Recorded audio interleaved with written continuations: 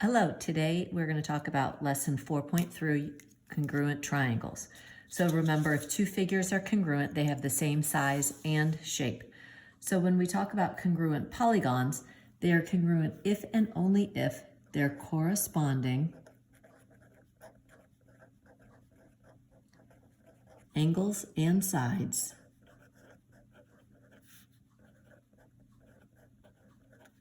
are congruent. So the corresponding means that they are in the same position on both triangles.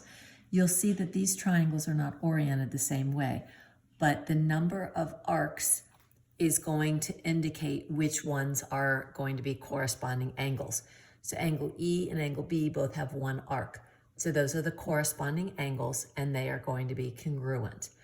And so if we look at the corresponding angles, we just said angle E is congruent to angle B, and then angles A and D have two arcs, so angle A is congruent to angle D, and then the last one, C and F, both have three arcs. So angle C is congruent to angle F. We can name these using one letter because at this vertex there's only one angle in this picture, so that's why we can do that. Corresponding sides are going to be the same way. Where there's one arc, those two sides are going to be corresponding and congruent. So segment AB is congruent and corresponds to segment ED. Segment BC and DF. And then lastly, BC and EF, excuse me. And then lastly, AC and DF are congruent. So when we write a congruent statement, the order of the letters matters. When we talk about this first one, the order does not matter on the first one. I'm just going to go alphabetical. Triangle ABC is congruent to triangle. We need to figure out what A corresponds to. A corresponds to D. So since A comes first, D needs to come first because those two correspond with each other. Angle B corresponded with E, so that has to come next. And then C and F correspond. Right now they're in alphabetical order, but that doesn't always happen. So in a congruent statement, the order of the vertices indicates the corresponding parts. When you write a congruent statement, you are stating which sides and angles are congruent. If we look here, triangle ABC is congruent to triangle DEF. Then, well, A is in the first position, D is in the first position, so angle A is congruent to angle D. B and E are both second, C and F are both third. So AB are the first two letters, so that's going to be congruent to DE. BC are the second and third, so EF are the second and third. AC are the first and third, so it goes with DF. So if we're given triangle PQR is congruent to triangle STW, identify all corresponding and congruent parts. I like to start with the angles. So we have angle P is congruent. If that's first, it's congruent to angle S. Angle Q is second, so it's congruent to angle T. Angle R is third, so that's congruent to angle W. So then our sides, PQ, are the first two, so they will be congruent to ST. PR are first and third, so that means SW. QR are second and third, so that will go with TW. And then on the back, if we're given that triangle ABC is congruent to triangle DBC, then find the measure of angle DBC. We want to find the measure of this angle right here.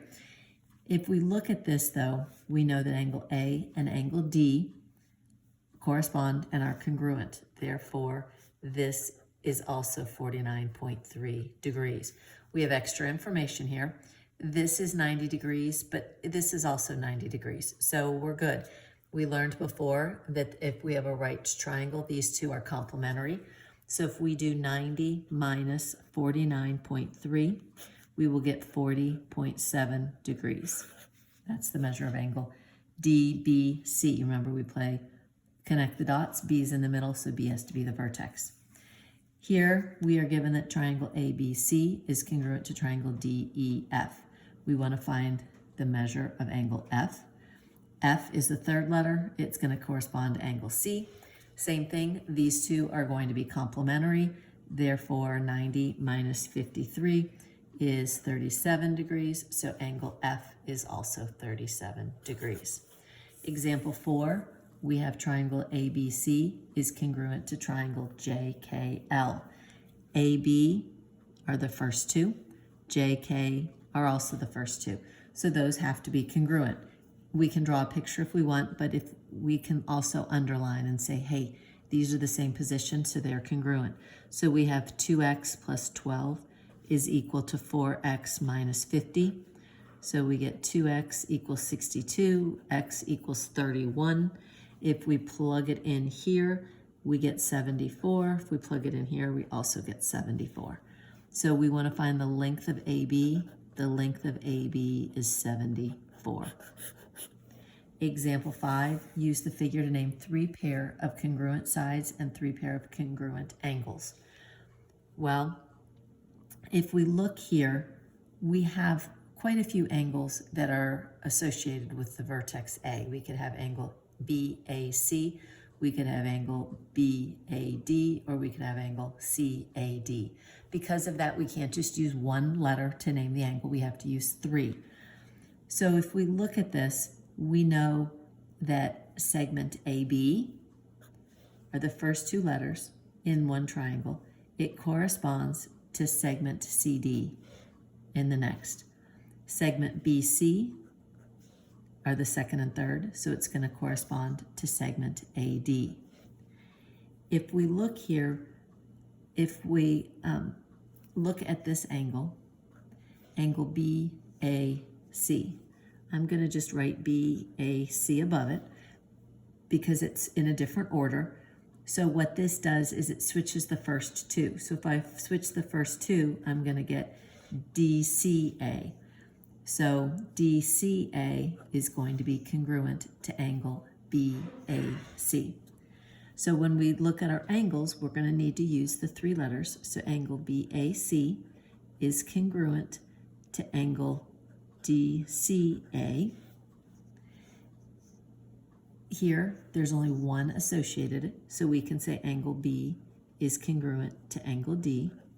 And then this last one will have, whoops, I guess I should have put that. Angle BCA is congruent, BCA is going to be congruent to angle DAC. And so then sides, segment AB is congruent to segment CD. Segment BC is congruent to segment AD. And then some of you might say, well, it's obvious that segment AC is congruent to itself, but this is the chapter I've been telling you about. We have to name this congruent to itself by the reflexive property when we do proofs, because that's going to help us when we are proving different things about triangles, when we prove triangle congruence and about corresponding parts being congruent. So it is important that you say that segment AC is congruent to itself. And once again, in the future, we're going to use the reflexive property for that. And that's it for today. We have some in-class examples we'll do tomorrow. Thank you.